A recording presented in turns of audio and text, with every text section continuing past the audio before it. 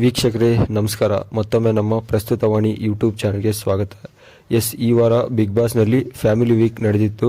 ಮನೆಯ ಎಲ್ಲ ಸ್ಪರ್ಧಿಗಳ ಕುಟುಂಬಸ್ಥರು ಮನೆಗೆ ಎಂಟ್ರಿ ಕೊಟ್ಟಿದ್ದರು. ಅಷ್ಟೇ ಅಲ್ಲದೆ ಮನೆ ಮಂದಿ ಎಲ್ಲ ಕುಟುಂಬದವರ ಜೊತೆಯಲ್ಲಿ ಕಾಲ ಕಳೆದರು. ಹಾಗೆ ಈ ವಾರ ಮನೆ ಮಂದಿಗೆಲ್ಲ ಒಂದು ಬಿಗ್ ಬಾಸ್ ಬಿಗ್ ಶಾಕ್ನ ನೀಡಿದ್ದಾರೆ. ಸೊ ಅದೇನೆಂದರೆ ಮನೆಯಿಂದ ಒಬ್ಬರಲ್ಲ ಬದಲಿಗೆ ಇಬ್ಬರು ಹೊರ ಹೋಗಲಿದ್ದಾರೆ ಅಂತ ಬಿಗ್ ಬಾಸ್ ಕೂಡ ಅನೌನ್ಸ್ ಮಾಡಿದ್ದಾರೆ.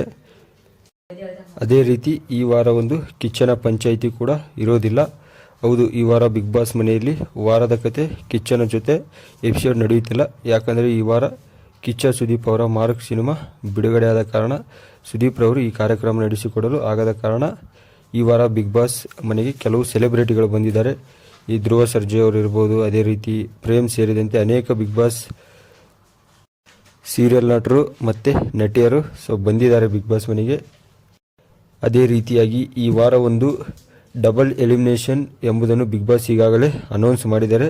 ಆದ್ದರಿಂದ ಮನೆ ಮಂದಿಗೆಲ್ಲ ಶಾಕ್ ಆಗಿದ್ದಾರೆ. ಅದೇ ರೀತಿ ಫ್ಯಾಮಿಲಿ ಜೊತೆ ಆರಾಮವಾಗಿ ಕಾಲ ಕಳೆದ ಮನೆ ಮಂದಿಗೆಲ್ಲ ಇದೀಗ ಡಬಲ್ ಎಲಿಮಿನೇಷನ್ ಶಾಕ್ ಎದುರಾಗಿದೆ.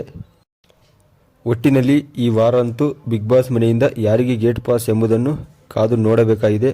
ಆಲ್ರೆಡಿ ಸೂರಜು, ಧ್ರುವಂತ್, ಅದೇ ರೀತಿ ಸ್ಪಂದನ ಇವರೆಲ್ಲ ನಾಮಿನೇಟ್ ಆಗಿದ್ದಾರೆ. ಸೊ ಇದರಲ್ಲಿ ಯಾರು ಹೋಗ್ತಾರೆ ಅಂತ ಒಂದು ಕಾದು ನೋಡಬೇಕಾಗಿದೆ.